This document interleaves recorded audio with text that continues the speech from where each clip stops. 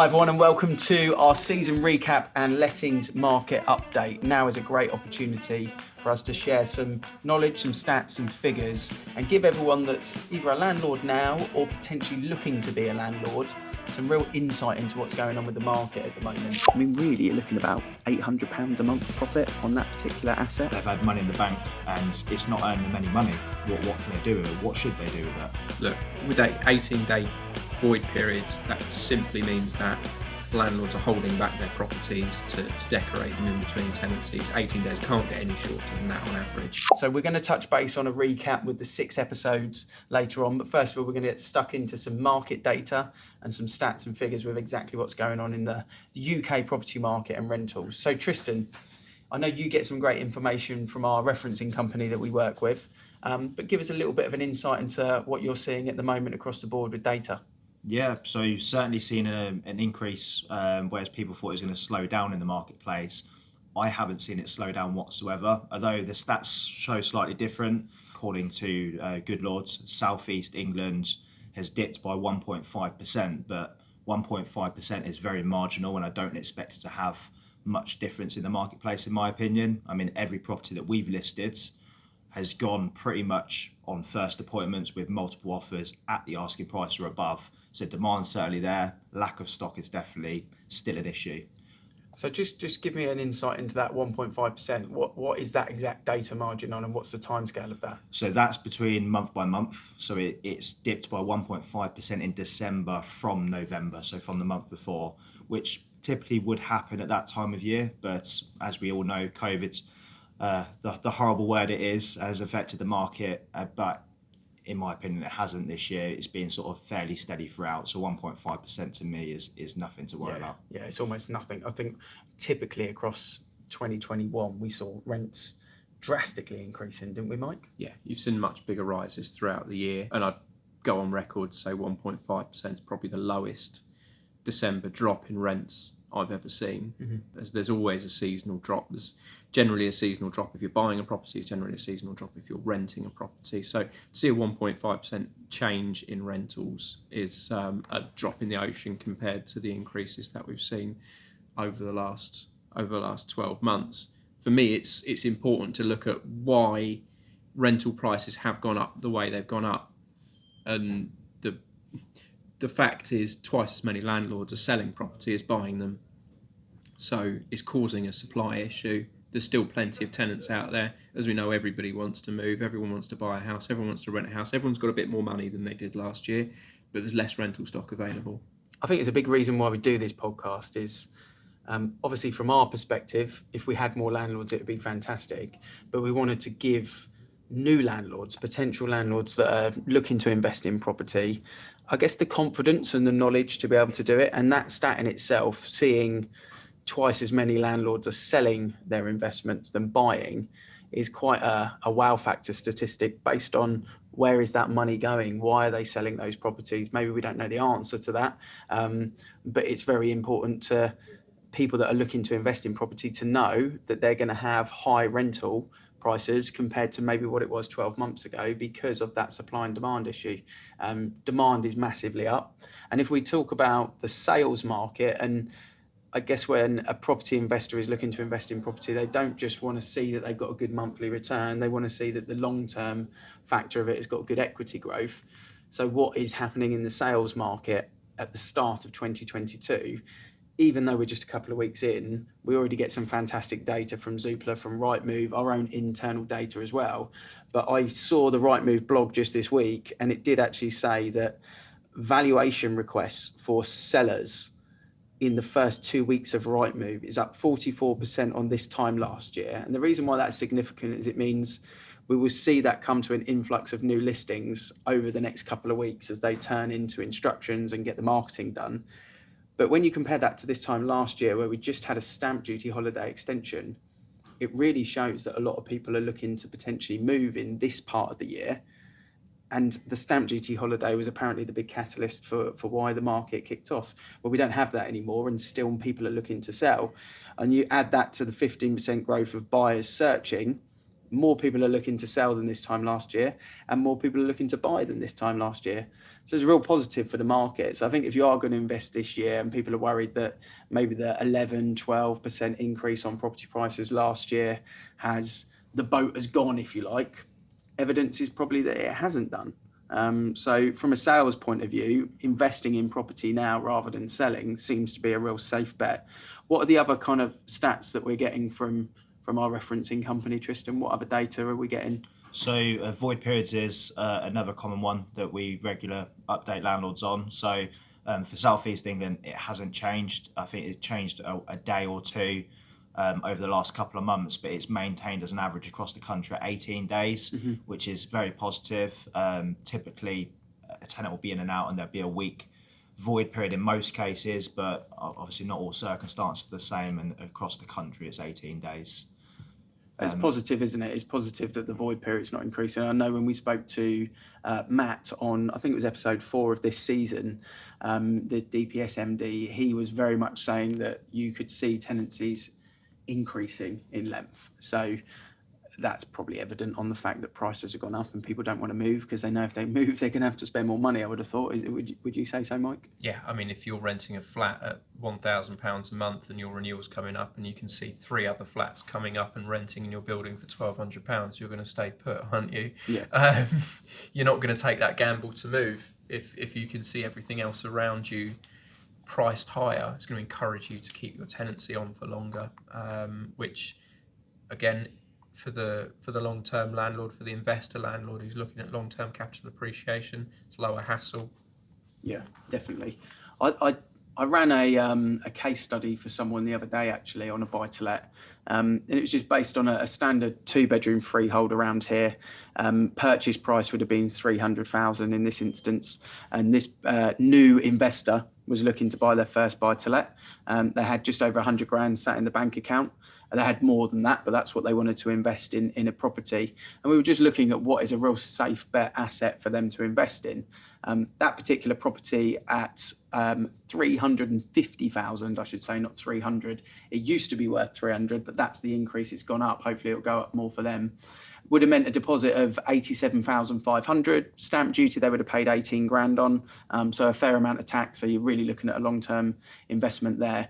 Solicitors, mortgage, that kind of stuff probably get changed from 2.5 grand, I would have thought. So total investment in cash would have been £108,000. Now, because base rate level mortgages are so low at the moment, it was a 1.2% interest rate. It was slightly under, but I'm rounding it up for the benefit of numbers. 25%, 25-year repayment. Obviously, 25% has gone down. And based on interest only, it was £263 a month. And the rental for that particular property was going to be £1,200. So crazy amount of money. You take obviously some agency fees and capital gains and this, that and the other, or some tax out of it. I mean, really, you're looking at about £800 a month profit on that particular asset. And then I guess someone would probably set up a 10% overpayment on the interest-only mortgage so that the debt is starting to decrease. But in reality, that's crazy profit for that level of investment. And if we compare that to it sitting in savings, it's pretty easy numbers, isn't it, from a savings perspective at the moment? Yeah, it's going to take you a couple of years to pay off the tax. But the flip side of that is, in that couple of years, if we continue at even half the pace of property price inflation, they'll have made, £70,000 capital growth on that property within 2 years it takes them to pay off the tax. I say they're paying off the tax, the tenant's paying off their tax, realistically.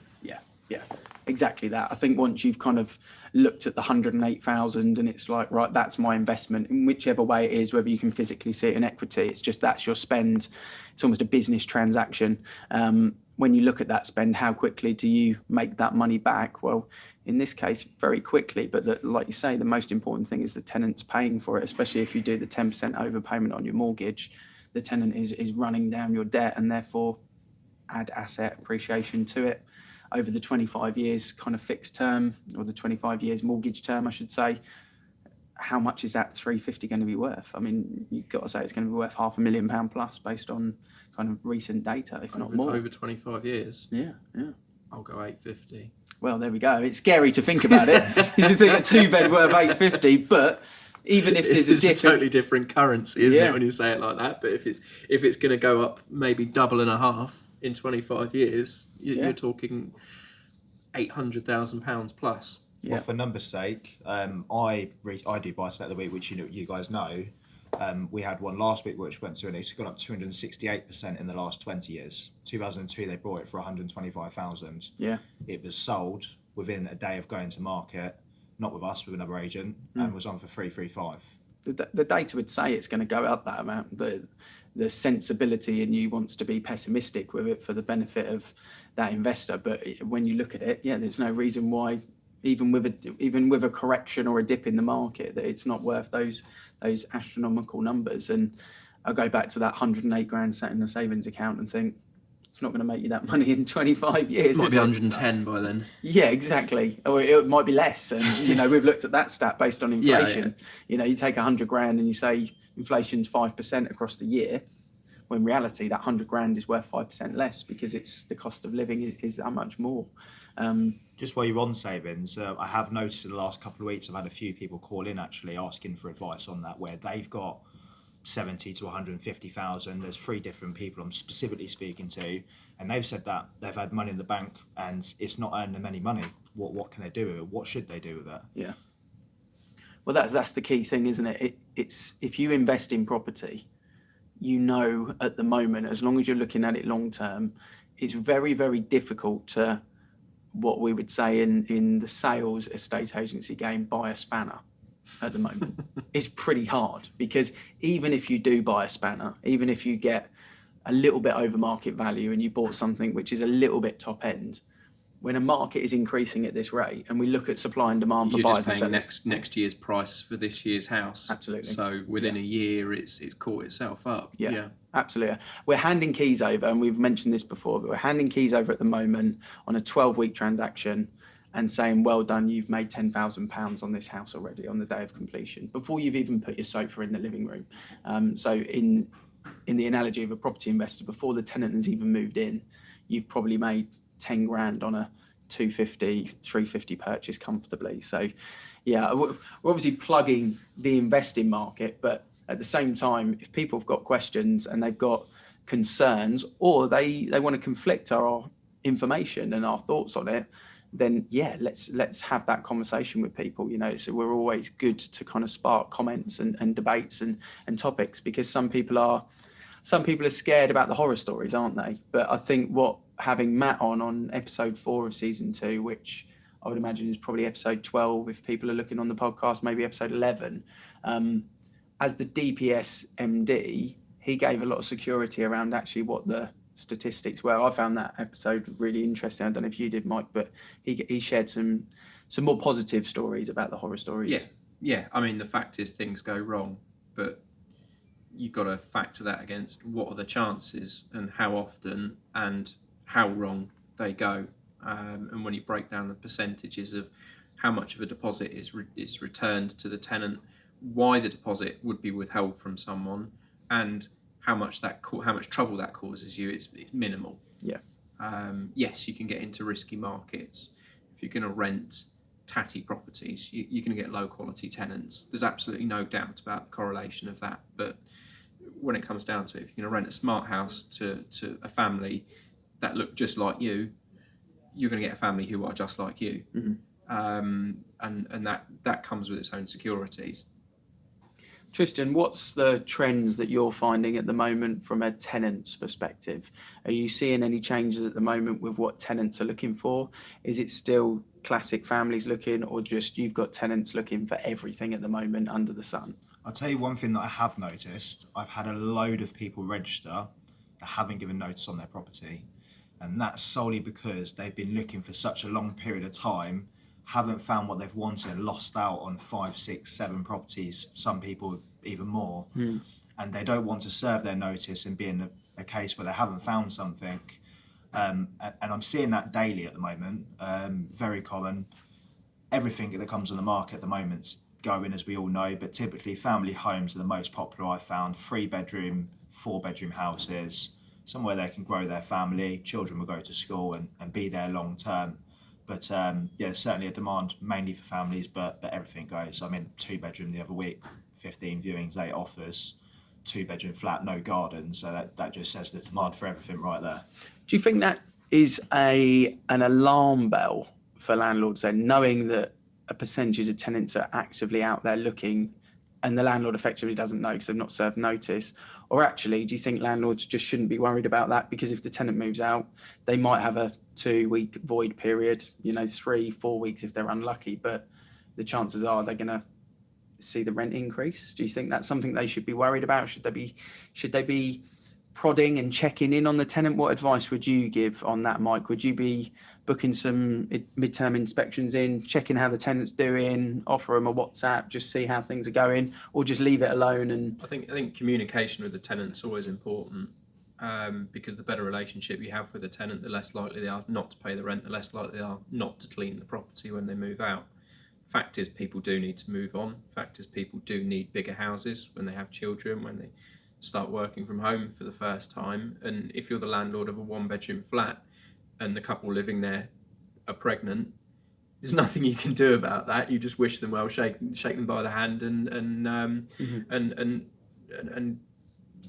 make the checkout for them as easy as possible. So look, with 18-day void periods, that simply means that landlords are holding back their properties to decorate them in between tenancies. 18 days, it can't get any shorter than that on average, because people will always keep their properties empty for a certain period between tenancies. So if your tenant moves on after 2-3 years, as long as you're not constantly seeing tenants move in and out within 6 months, because that indicates you're the problem, not the market, not the tenant. You're the problem if you have 3 tenants in a row who move out after 6 months.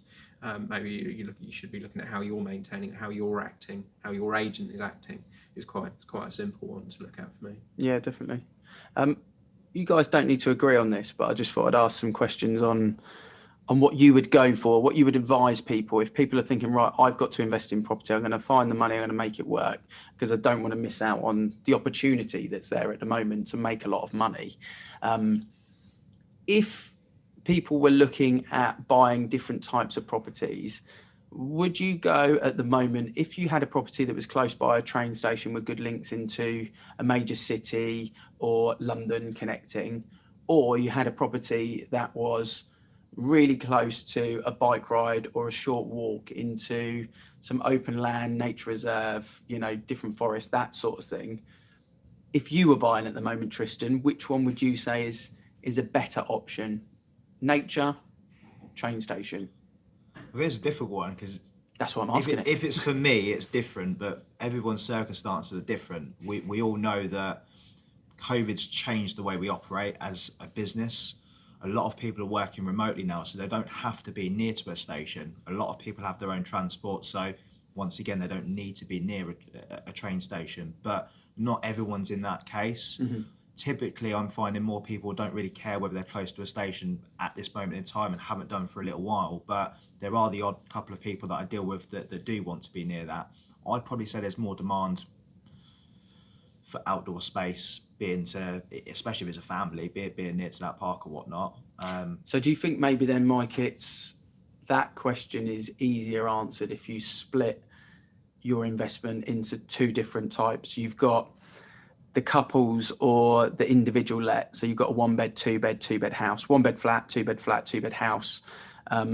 Do you feel that maybe they would be more swaying towards station? And then if you're looking at 3 beds and upwards, that's maybe more towards nature? Or have you got a different opinion on that? I think rental stock is so undersupplied at the moment, it literally doesn't matter. Fair enough. I'll be that savage about it. It just doesn't matter if you're in the home counties where we are, where everything's relatively well connected. I can't speak about totally, rural Herefordshire or somewhere out of my own marketplace because I don't know it, but where we are, everything's well connected. So whether you're 20 minutes down the road or 10 minutes down the road or right on top of it, people don't have a choice. As an investor, if you're asking me as an investor, what would I do?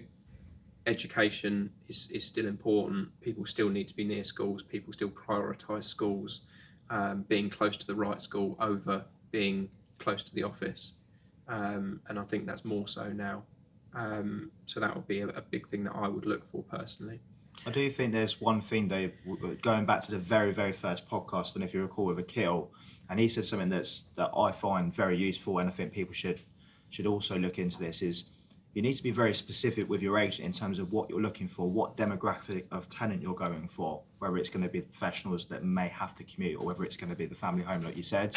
So once you've worked out your budget, what type of tenant you're going for, I think that would then break down in terms of what type of property you go for. But as Mike said, the market's so busy, it doesn't matter what you have, it will go. Because we have landlords that say, look, I really want a family to move in here because I think a family's going to stay longer because I want to uproot the kids. Whereas some landlords would say, look, I don't want kids in there because kids are messy. And the maintenance and the wear and tear is generally going to be that little bit higher when you've got kids in there, which I understand. Same reason why people sometimes say pets. We've had the child versus dog debate before on this podcast, and I think the dog won. So we won't go into that again. The next one that I wanted to talk about is you've got new builds, and new builds we spoke about with Dom. Green mortgages are cheaper, and we've got the EPC scenario. So if we were talking buying a new build versus buying something that's maybe 60s, 70s, 80s, that sort of bracket, the difference between the two for the property investor would be new build has got probably more bathrooms, probably more rooms, could be a townhouse. If the square footage was the same, you'd probably say the floor plan is going to show more bathrooms, more rooms versus a 60s, 70s, 80s property, but the rooms would be bigger, potentially less bathrooms and potentially less rooms, a bit more open plan downstairs. There's benefits to both, but if I was going to push you, which direction would you kind of say is the best option? Mike, coming to you first. I think the things to consider are the more bathrooms you have, the more potential plumbing problems they have, and the more bathrooms you have to replace over time. So you have to set aside a higher maintenance pot to get them replaced every 10 or 15 years or whatever your cycle is. So that's something that can't be forgotten about. Again, from my perspective, something that's got 3 bathrooms in it is probably a little bit overkill if you're renting it to a family. So people have an expectation for an ensuite, but it's not super necessary. So I still think the practicality that's offered from a 70s, 80s house probably outweighs everything. Cleaning as well. I'm thinking tenants always clean in the same level as a homeowner, maybe not quite as much. And then if you bring limescale into it, more bathrooms, there's probably that element to think about as well. More risk. Yeah, a little bit more risk. Tristan, what about yourself? Kind of, you got that 60s, you got that new build. What are the benefits for the new build purchase for a potential landlord? I think there's, with the EPC changes in 2025, that's pretty much, it's not confirmed, but it's pretty much near enough there. They have to factor in, for an older property, they're going to have to factor in the cost to bring it up to a minimum C rating. Whereas with a new build, it's already going to be up to that standard. So there's no cost element to bring it up to that. So yes, it may seem more expensive on paper, but you're not going to be spending money on a new bathroom, a new kitchen anytime soon, or a refurb. And you're not going to have to do works to change those EPC ratings. So you save yourself the minimum of £10,000 based upon the current averages. So I think that's a big factor. And like you said, with Dom, you can get a green deal mortgage, which is typically a better rate as well. So you can save in a mortgage and save the cost of spending all that money. So I guess you kind of almost split 2 different profiles of potential landlord, property investor. And you could say, if you were looking at new build, you're really looking for someone that is not as overly fussy about the long-term growth, because typically a new build, much like driving a car off the forecourt, it takes a little bit longer to get the traction on the equity growth. But they might have put most of their investable savings into that property, and therefore they're not going to ideally need to spend a lot of money short term, whereas the other person might be looking for a longer term growth, because typically that house bracket has got more momentum, more buyer demand, and therefore more equity growth. So I guess you could split the two. One thing I'd say on the new build, and a little tip for anyone that's kind of listening or watching, don't tell the new build developers I've told you this, but if you do go to a show home or you go to a site and you're looking at which one can I get the best deal on, the way that developers typically work is once there's a roof on top, which they call a stock complete new build, that is effectively dead money to them. It's an empty house, and they want that transaction through. They want that money in the bank because it's available to be in the bank. Whereas if we look at something that's foundation level or first floor built, still looking, scaffolding, etc., they can't get that money in the bank because no one can move into it yet. So if you look at stock or roof on, build complete, stuff that you could put a tenant into tomorrow, they're the ones that if you're looking to negotiate a deal, you're probably going to get a best deal. So ask for on the site plan, which ones are build complete, which ones are stock units, and then that is the one that you're more likely going to strike a good deal on and hopefully save yourself some money. It might mean that they're not the best plot on the development or they're not the best position in the road. But if you're buying it as an investment, you're not going to live there. It's going to be a lovely new build development, you'd like to think, and therefore obviously the tenant's going to be happy in a new property, but you've saved yourself money. If you go buying stuff off plan and if you start buying stuff that's a new phase, for example, the developer's looking to get maximum price at that start of the phase rather than the end of the phase. So that's a tip that I would give to anyone. Tristan, talking London, it's been a topical conversation, and I think over the last 5-6 years we've seen the ups and downs of London. We've seen outside of the UK investing in London, then we've seen lockdown, people coming out of London. What's the data saying on London at the moment? Yeah, so as you said, beginning of last year, Cornwall was the most searched place on Rightmove, whereas before that was London. But phasing towards the end of the year, it's gone back to being London, the top searched area. I think stats say it as well, because rents last month increased by 2.2% there as well. And based upon the podcast we had recently with Matt from the DPS, he's also seen a trend of people starting to wanting to go back to London as well. So I think all of it combined together, it's starting to pick up there again. People maybe not happy near the seaside, whereas they thought they were going to be working from home and whatnot and having to return to the office potentially. Yeah. That may be the cause, or maybe they're just too far away from all of their friends and family that still live there. It'd be interesting to see what happens over the next 6 months, whether it continues that way. Be interesting to see what happens with workspace, because we know there's a huge gap in people looking for staff and getting staff. But it'd be interesting to see what happens with London in terms of people returning to the big office units, and how busy is London at the moment, Monday to Friday in business hours. It'd be interesting to see how that unfolds, but we definitely keep people updated. Hopefully people have really enjoyed that kind of recap and insight into the lettings market update. What we want to do quickly now is kind of really get into just some quick wins that we all took away from the 6 episodes within this season, so that if people haven't listened to all of them, they might know which one they need to go and pick that works for them. And if you've listened to all of them, this is just our take on it, so it'd be interesting if you agree. So the first one we had was Jamie Shepherd from Soteria Planning. He really sort of touched on wills, he touched on what happens with your estate management, effectively how to be tax efficient with your asset when you're not here, when you pass away, to make sure your family benefit from it. And there were some wow factor stats in there as well about kind of £8 billion being tax-free inheritance. Obviously not for any of us, but that was a really, really interesting episode. I know one of your favourites, Tristan. Yeah, it's definitely one of my favourite episodes. We went into a lot of detail from that, and I think the biggest thing for me was you need to make sure you know what's going to happen with your assets after, and don't leave it for your loved ones and put them in a bad situation. And that's the biggest thing for Jamie as well. And another thing that he's mentioned that he's seen a lot of is people wanting to pass properties on to their children early so they don't pay taxes later on, or to reduce the taxes. But there's other tax efficient ways to do that. Mm-hmm. And I think it's worth speaking to a professional in that industry to find out the best and most efficient way to do it.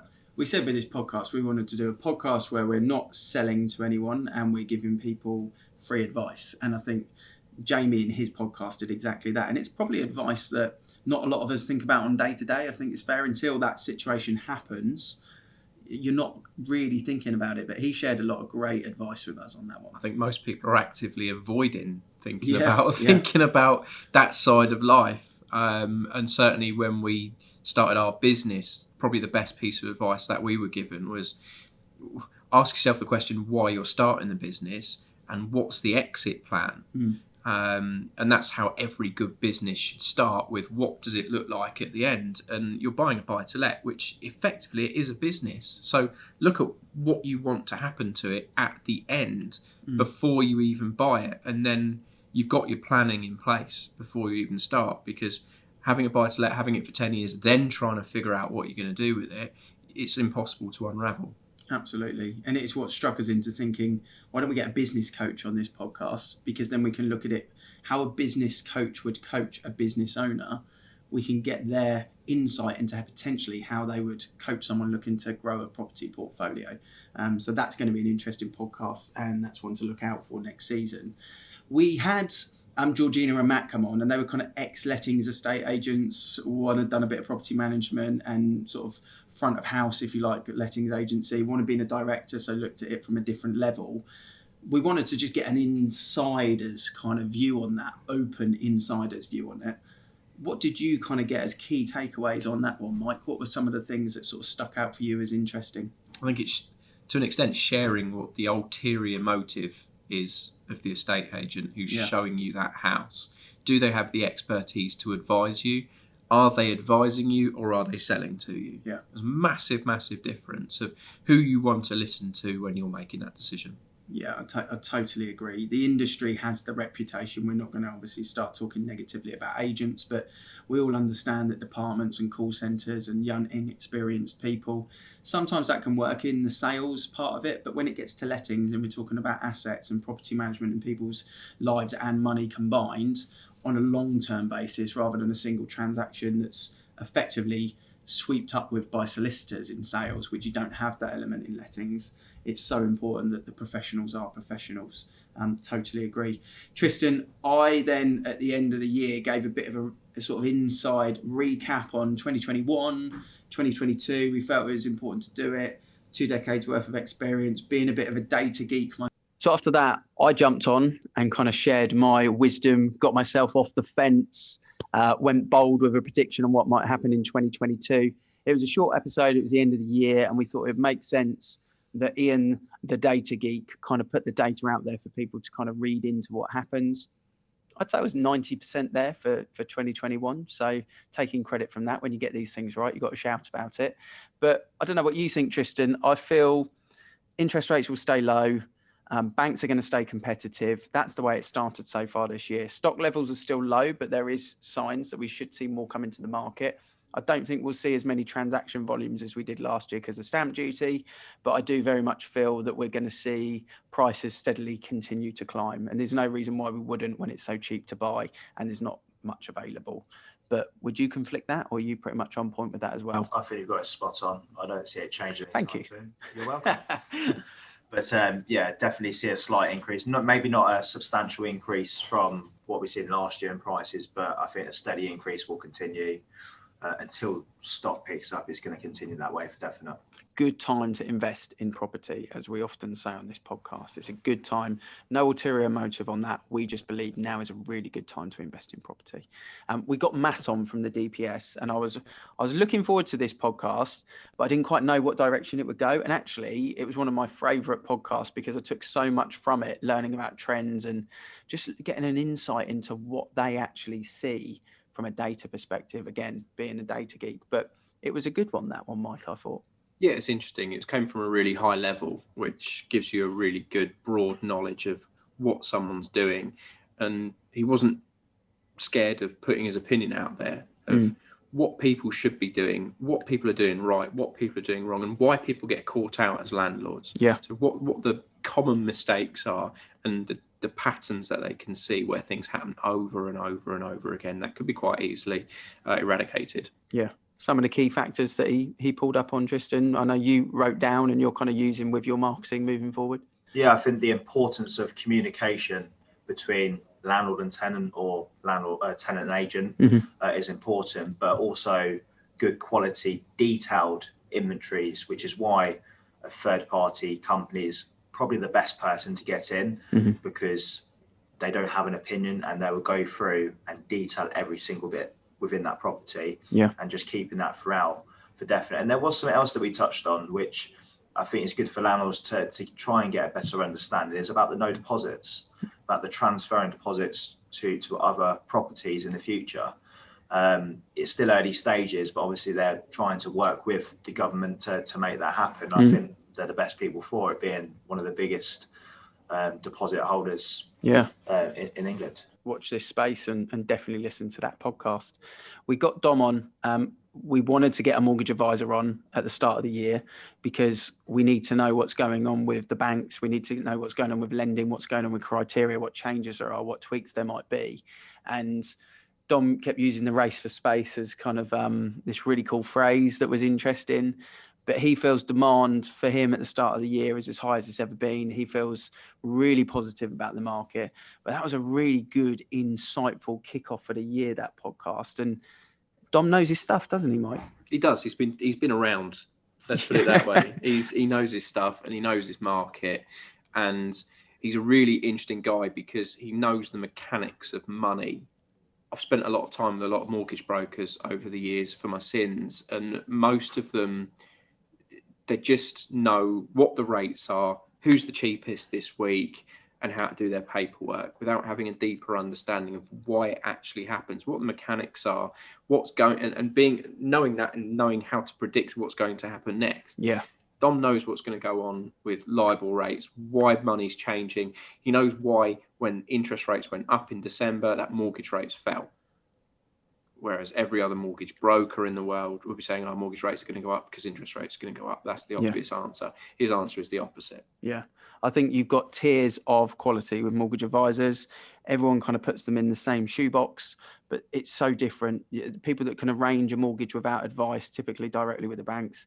Then you've got mortgage advisor by title, but they're not really giving advice. They're just a mortgage broker, arranger. And then you've got genuine mortgage advisors. Dom's a genuine mortgage advisor, much like Akil, much like Dave that we've had on. That's why we get them on, because they've got a wealth of wisdom to share with everyone. So definitely check that one out. I think it was one of the ones that you felt you learned a lot from, just about general sort of lending, Tristan. It was interesting to see his take on things. Any quick takeaways that you got from that? Yeah, I think all of it was insightful, like you said. And I think from what he sees a slight increase of rates happening in the marketplace coming into 2022, but still remaining very competitive, stress testing, slightly relaxing. So the banks are becoming more competitive with the lending criteria than anything else. But he predicts a rate will increase slightly, but not substantially. And Good Lord invited our own Mr. Robson onto their podcast. They obviously heard the rumour that we were knocking out podcasts and everyone was enjoying them. And they thought, right, I'm going to get Mike on to share some of his wisdom. Good Lord, obviously being our referencing company, they're a little bit different to most of them out there and they share a lot of quality data. But I'd imagine you enjoyed being on the other side of the mic for that one. Yeah, it was nice. And it was our most downloaded podcast of the year as well, which I just thought I'd brag. Get that one about. in. Get that one in. Being the most popular of the three. But it was good because for those of you who don't know what Good Lord is a lettings platform that estate agents use to aid them with compliance, tenancy agreements, referencing, and in some cases, additional sales of insurance. What they've done is revolutionise how that works. And where they are different from any other business is they take the data that we put into their platform, then release it for landlords and release it for agents to use to further their knowledge about what is going on. So it's a good podcast, not just my one, but it's a good one to listen to. Their news agent sign up is fantastic. It's great for landlords. It's great for estate agents. So we thoroughly recommend, if you like what we do, is to jump on theirs as well. Yeah, definitely. I think portals have a guesstimate when it comes to rental market data. Work off asking prices. Absolutely. And they work off tenancies. So you get the factual information. And it's a little bit like clickbait, isn't it? Sometimes if you Google certain things, you only get a certain answer. But if you're looking for market research and you want some detailed information, that's the place to go to. And definitely check that podcast out. So that was season 2 in the wrap. This is kind of the recap and summary. Hopefully people have enjoyed our detailed market update. Hopefully people have enjoyed that recap and they've enjoyed the different podcasts. If you haven't listened to all of them, go and check them out. We love your feedback on it, comments, reviews. Good or bad, let us know if there's anything that you want from us on the next season. We've got most of the guests booked in. I'm excited for the guests that are booked in for season 3. We're going to keep it going weekly, every Friday. Make sure you check out the new episode. And thank you everyone that's listened. Until the next time, we will speak to you all soon. I'm flicking through YouTube and through Spotify. I don't think there's a podcast or a video channel on YouTube that landlords can land on where they're not being sold something? I mean, it'd be the first time any estate agents ever asked that question, but why not ask that question to a wider audience? Estate agents have the knowledge there, but they don't seem to share it. Can do different episodes based around someone that wants an exit plan or someone that's just starting their portfolio. The rules change every year. Yeah. But why not just open the floor out and just say, well, is property even the best investment out there? And tax advice is a big thing, especially with everything that's changed, capital gains tax, and obviously your stamp duty costs that you need to pay and whatnot. People don't realise what they need to prepare for. We build a podcast and we build a YouTube channel, somewhere that landlords can go and they feel they're not being sold to, but they're just getting quality advice.